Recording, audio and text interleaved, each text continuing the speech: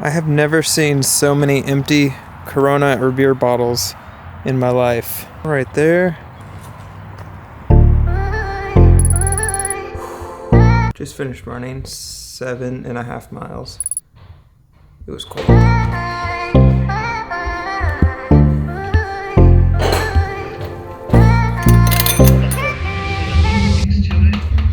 Lunch. I wanted pizza. I don't know who the hell did this plumbing, probably this art. So a question I get kind of frequently, it's more than you would expect, is how to develop and ways to develop your left foot independence. For those of you that aren't drummers or don't really know what I'm talking about, it's going to be your left foot or normally your hi-hat foot while the rest of your body is playing a groove. Now, I've talked about this before on the vlog, but I wanted to dive into it a little bit deeper. But one of the main and most simple reason is it's a limb that's not currently doing anything, and if you incorporate that and train your body to incorporate that while the rest of your body is playing the instrument, then it's just going to make it sound fuller, and honestly it's just going to be another level of intensity that you'll be able to come in and out of depending on what you're doing, especially in a CCM kind of worshipy environment where you really need to be able to think on your feet and ebb and flow with wherever you're going that Sunday. So while I think every drummer should teach and train their left foot to be independent, there are a couple of questions I ask myself before I start using my left foot for grooves and everything else while I'm playing. The first question is going to be, can I simply do the groove that I'm currently doing and keeping it solid and feeling good while adding my left foot? Because there are some grooves where I haven't practiced enough, or maybe it's something we changed and I don't feel super confident playing my left foot, and I won't play my left foot for that reason. Even if it could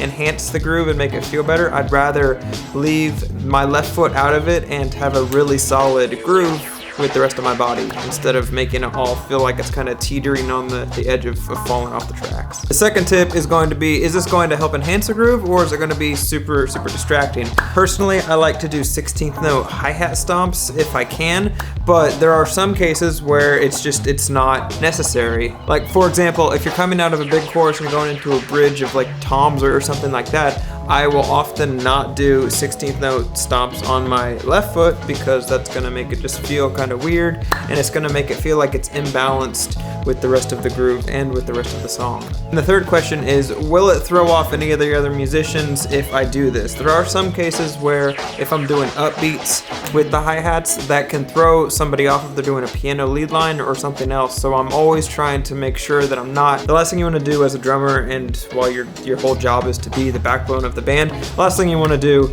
is make that backbone feel super weird and have people be thrown off by you.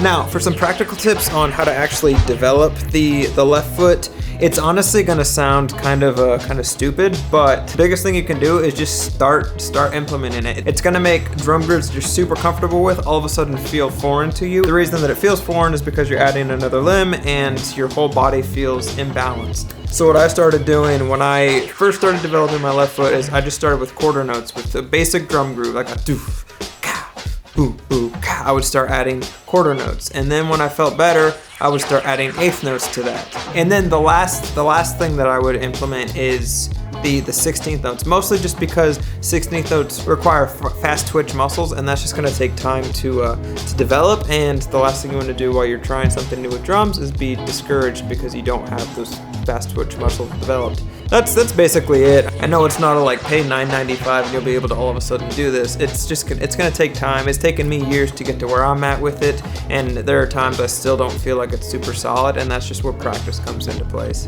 Also, a little side tip, when I was doing it, I don't do this now just because somebody's always with me in the car, but when I would drive, my left foot would be like just not doing anything. My right foot is obviously controlling the car with the gas and the brake.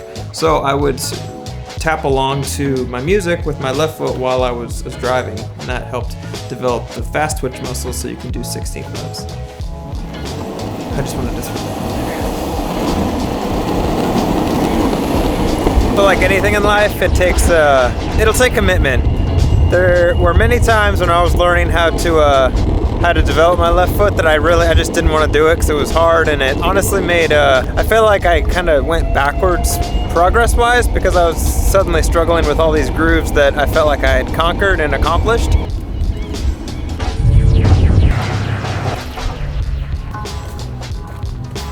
So I think like short term it can be kind of discouraging, but the secret to really sticking with it is thinking about it in the long term.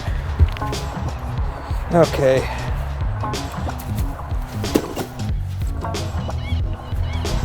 Thing's really heavy and there's nobody around, so that it should be fine.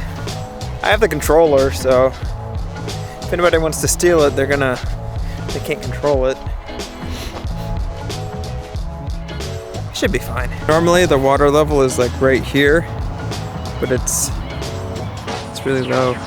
I don't know if that's because the dam like lets the water out for the winter, or it's just low. I think it's the dam being like letting the water out. I think. So basically, in summary, if you want to develop your left foot and gain independence that way, just know going into it that it's going to require a commitment, and you're going to get worse before you get better. But in the long run, it's well worth it. I'm gonna walk off in the distance over there, like those nature documentaries do.